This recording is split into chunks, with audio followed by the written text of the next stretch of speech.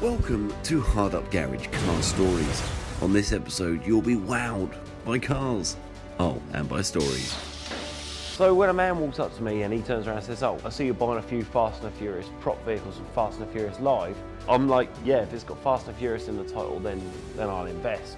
And after speaking to a few people and working out what this car was, I then realised it was the red hypercar or supercar that goes from one building to the other, I believe in Fast and Furious 7. This guy dangled this carrot in front of my head saying that he had this Lykan car. I nagged him for about maybe 3 months, 4 months, and finally he phoned me and said, "Hey, if you're interested in this car, you need to come up tomorrow.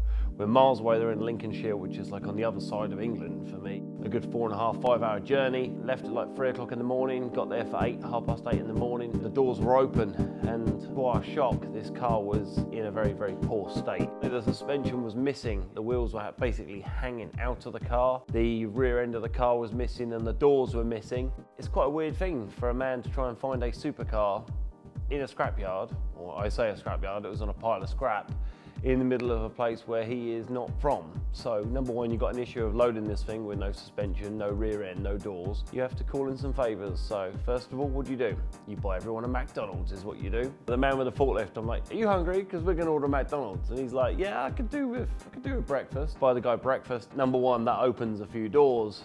Number two, do you have any wood?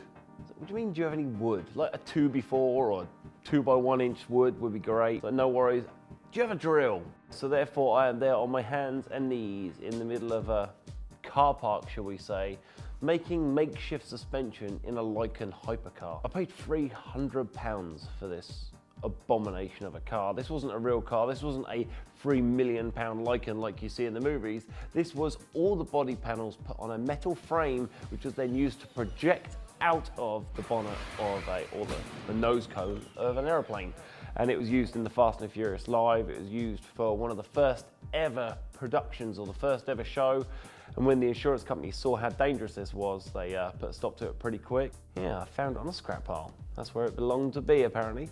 I purchased the car, I load it on the truck, and I'm driving home. I'm on the way back to Portsmouth, Fareham near me in Hampshire in England, and I'm getting people wave at me, people pulling me over. I got pulled over twice by people because the doors were hanging off this thing. We basically strapped it on.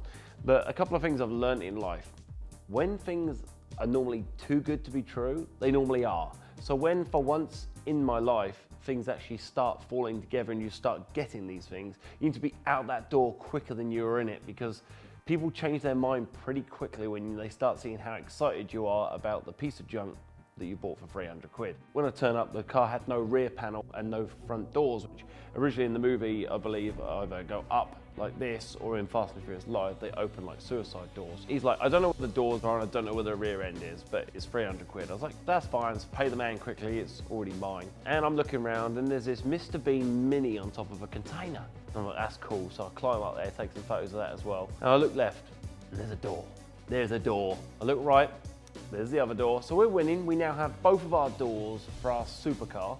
So now even if I park it in my garage and hide it out of the way, it now looks like I've got a hypercar from probably 50 or 60 feet. It looks pretty goddamn cool. I've got doors, then I find the rear end next to another load of crap that I want to buy, which I probably shouldn't buy. The car's starting to come together. But like I say, we're on the journey back. The doors nearly come off, the rear end nearly comes off.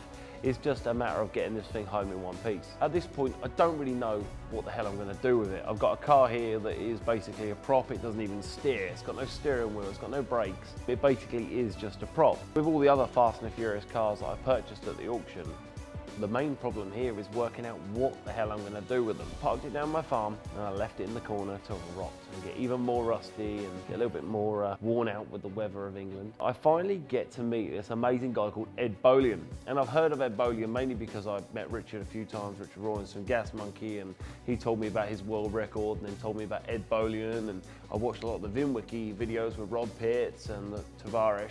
Most amazing Fast and the Furious stories. So I start talking to Ed Bolian, and he tells me that he wants to use some of my Lamborghini Murcielago equipment, which was used on Tyrese Gibson's Fast and the Furious movie, to make into a chandelier in his garage. So at that point, I kind of thought that maybe I had him hooked with some of the equipment I had for sale. So then I dangled the carrot of the Lykan Hypersport shell that I have, and in that moment, it sealed the deal.